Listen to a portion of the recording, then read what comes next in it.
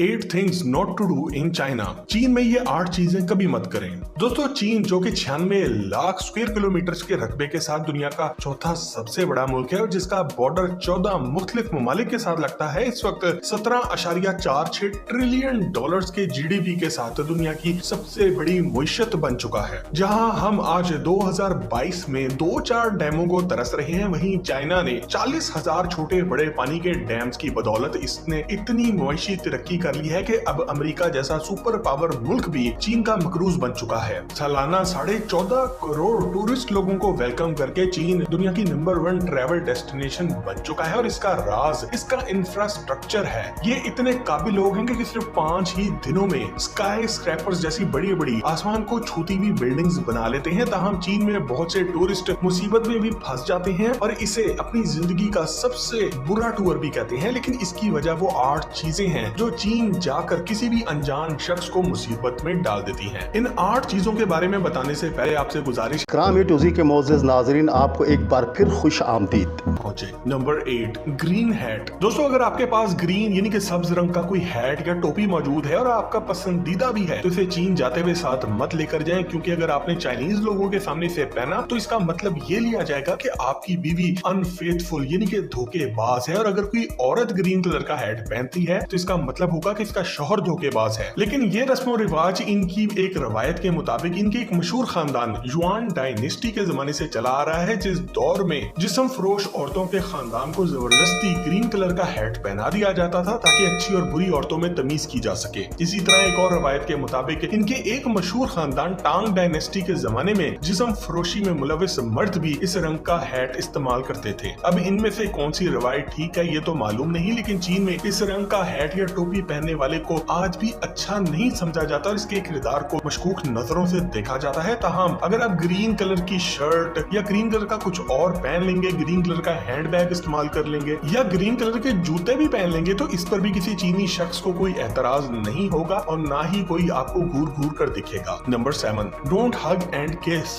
दोस्तों, 1.4 बिलियन आबादी वाले इस मुल्क में आपको मेट्रो, ट्रेन स्टेशन और पब्लिक ट्रांसपोर्ट में सफर के दौरान धक्कम पेल और टक्कर लगना एक मामूल लगेगा और शायद आपको बहुत अजीब भी लगे, लेकिन सफर के दौरान कंधे से कंधा मिलाकर खड़े रहने वाले चाइनीज लोगों के साथ कभी भी हैंड शेक यानी कि हाथ मत मिलाएं, पर्सनल कांटेक्ट ना करें, हग और किस वगैरह, वरना आप बड़ी मुसीबत में फंस जाएंगे। चीनी लोगों की ट्रेडिशन और कल्चरल वैल्यूज के मुताबिक ये चीजें सख्त नापसंद की जाती हैं और जिस्म के हिस्सों में हेड यानी कि सर को एक मुकद्दस मुकाम हासिल है। इसलिए अगर आपने इनके सर को छूने या इनके बालों को मजाक में भी हिलाने की कोशिश की तो आपको लेने के देने पड़ सकते हैं। इसी तरह हाथ मिलाना भी इनके रस्म और रिवाज में मायूब समझा जाता है और अगर आपने भी चाइनीज मूवीज देखी हो तो आपने भी देखा होगा कि ये लोग एक खास फासले पर अपने दोनों हाथों को जोड़कर और सर को हिला हिला कर एक दूसरे को ग्रीट करते हैं और यही इनकी कल्चर का हिस्सा है। Number 6, chopsticks. दोस्तों, चीन में चम्मच की बजाय खाने के लिए इनके कल्चर की एक खास चीज चॉपस्टिक है और आपको रेस्टोरेंट और कैफे में एक बाउल के साथ पेयर ऑफ स्टिक्स यानी कि लकड़ी की ये डंडियां पकड़ा दी जाती हैं। चीनी लोग बचपन से इनके साथ खाने के आदी होते हैं और एक ऐसी महारत होती है कि 5 मिनट में ही अपना खाना इन 2 डंडियों से खत्म कर देते हैं और अपना खाने का बाउल यानी कि अपना बर्तन ऐसे साफ करते हैं जैसे कि इसमें कुछ था ही नहीं। लेकिन सयाहों के लिए इस तरीके से खाने में काफी मुश्किलात पेश आती हैं और कुछ ऐसी गलतियां भी करते हैं जो चीनी लोगों के गुस्से और नाराजगी का सबब भी बन जाती हैं। जब भी आप चॉप स्टिक्स के साथ खाना खाएं तो इसे सिर्फ खाने के लिए ही इस्तेमाल करें, किसी और चीज के लिए बिल्कुल नहीं इस्तेमाल करें, खासकर किसी शख्स की तरफ इशारा करने के लिए तो बिल्कुल भी ना इस्तेमाल करें। अगर आप ऐसा करेंगे तो चीनी लोगों की बेइज्जती तस्वुर की जाएगी और फिर आपको लेने के देने पड़ सकते हैं। इसी तरह जब आपका खाना खत्म हो जाए तो चॉपस्टिक्स को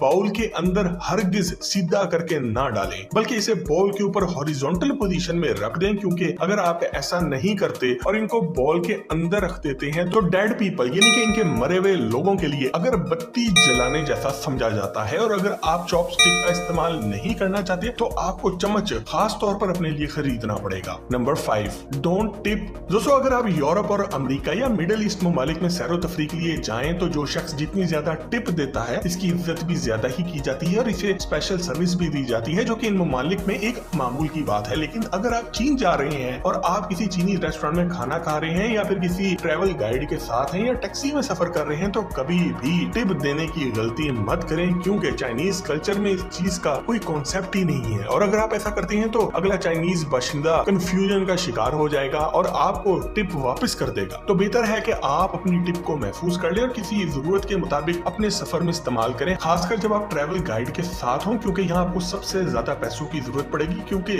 ये चाइनीज ट्रैवल गाइड कोई सस्ते नहीं होते। Number 4, tea house scam. दोस्तों, चीन के सफर के दौरान आपको सबसे ज्यादा जिस चीज से बचने की जरूरत है वो है टी हाउस स्कैम, क्योंकि चीन में सबसे ज्यादा टूरिस्ट को लूटने और हरासा करने में ये सबसे पुराना तरीका है जो आज भी चला आ रहा है। अगर कोई स्ट्रेंजर यानी कि एक अनजान आदमी आपके पास आए और आपसे इंग्लिश में बात करने की प्रैक्टिस करने या किसी एजुकेशन के टॉपिक पर बात करने का बहाना बनाकर आपको किसी टी हाउस या किसी कैफे में जाने की दावत दे तो फौरन इनकार कर दें, वरना आप एक ऐसी बड़ी मुसीबत में फंस जाएंगे कि आपकी जान भी जा सकती है। ये इनका एक पुराना तरीका वारदात होता है और ये इस बहाने से अपनी मर्जी के टी हाउस में ले जाते हैं और ये आपको मेन्यू और कीमतें दिखाए बगैर ही ऑर्डर लगा देते हैं, और फिर बातों के दौरान जब आपको सिर्फ 2 कप चाय का बिल इतना बड़ा आता है कि आप हैरान रह जाते हैं, तो ये आपको बदमाशी से न सिर्फ पैसा अदा करने का कहते हैं बल्कि ये आपको लूट भी लेते हैं। इसलिए खुद को हमेशा बड़ी मुसीबत से बचाने के लिए ये टी हाउस और कैफे की तरफ लेकर जाने वालों से बच के रहें। Number 3, tap water and toilet paper. तो जब भी चीन जाए तो कभी भूल कर भी अपने पीने के लिए टैप वाटर यानी कि वहाँ के टूटी के पानी का इस्तेमाल ना करें, क्योंकि ये पीने के काबिल नहीं होता और आप यकीनन अपने टूर के बाकी के दिन किसी अस्पताल में गुजारेंगे। इसलिए या तो अपना उबला हुआ पानी साथ लेकर जाएं या इस पानी का इस्तेमाल करें जो कि आपको होटल वाले कॉम्प्लीमेंट्री देते हैं, जो कि ज्यादातर 2 पानी की बोतलें होती हैं जो रोज आपके कमरे में रखी जाती हैं, और आप अपनी जरूरत के मुताबिक इन्हें इस्तेमाल कर सकते हैं या फिर आपको पानी वाली बोतल खरीदना पड़ेगी। इसी तरह चीन में अपने साथ हर वक्त टॉयलेट पेपर भी लाजमी रखें। आप जिस होटल में भी ठहरेंगे वहाँ तो शायद आपको टॉयलेट पेपर मिल जाए, लेकिन वहाँ के रेस्ट रूम, सुपरमार्केट्स, रेस्टोरेंट्स और ट्रेन्स में आपको ये सहूलत कहीं नजर नहीं आएगी, और आपको शायद टिश्यू डिस्पेंसर नजर आ जाए लेकिन टिश्यू पेपर कहीं नजर नहीं आएगा, और मुस्लिम शावर का तो सोचे भी ना। जब आप अपनी जरूरत के लिए अपना टॉयलेट पेपर इस्तेमाल कर ले तो इसे फ्लश करने के बजाय